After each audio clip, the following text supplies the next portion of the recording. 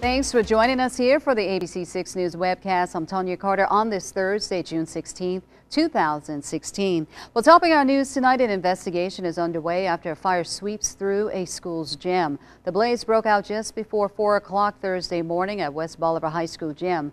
Fire officials say the cafeteria did suffer some damage, but other buildings remain unscathed. The state fire marshal from Jackson is on the scene surveying the damage and trying to find the cause. He says the structure is too hot for them to go inside, but they hope to find the cause real soon. Well, the city of Greenwood commemorates the 50th anniversary of the March Against Fear. The March Against Fear in June 1966 was one of the largest civil rights demonstrations in the South. James Meredith and his companions began that march in Memphis, Tennessee, along Highway 51 in an effort to register African Americans to vote. But gunfire stopped him in his tracks. But that didn't stop Dr. Martin Luther King Jr. or Stokely Carmichael from picking up that march. And this morning, Deltons walked those same steps that King and Carmichael did 50 years ago, remembering the struggle for equality. And after the march, they paused for a special ceremony at Broad Street Park, forever grateful for James Meredith's role in increasing African Americans registering to vote.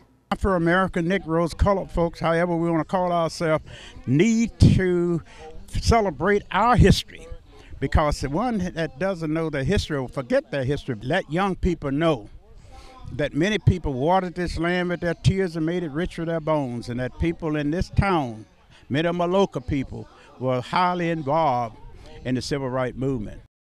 Event organizers hope that by teaching the community about the fight for equality in the past, that the younger generation will continue that fight. Meanwhile, the U.S. Senate passed a resolution commemorating James Meredith's March Against Fear.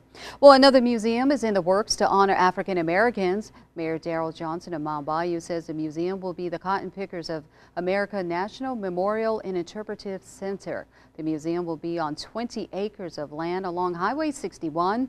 The museum will tell the story of the cotton and the sweat equity investment made by sharecroppers and enslaved cotton pickers, as well as the relative success of African American farmers, especially farmers in Mound Bayou. You see, the Mound Bayou farmers were formerly enslaved laborers from the Jefferson Davis plantation that later led the world in cotton production in the 1920s. Dr. Sade Turnipseed is working on the funding for the project, which has a budget of $26 million. A historic day for the city of Greenville and the U.S. Army Corps of Engineers. Mayor Eric Simmons and city council members on hand today at the U.S. Army Corps of Engineers Vicksburg District Office to accept a $901,000 grant. The Section 592 grant by the U.S. Army Corps of Engineers will help the port city with its sewage infrastructure.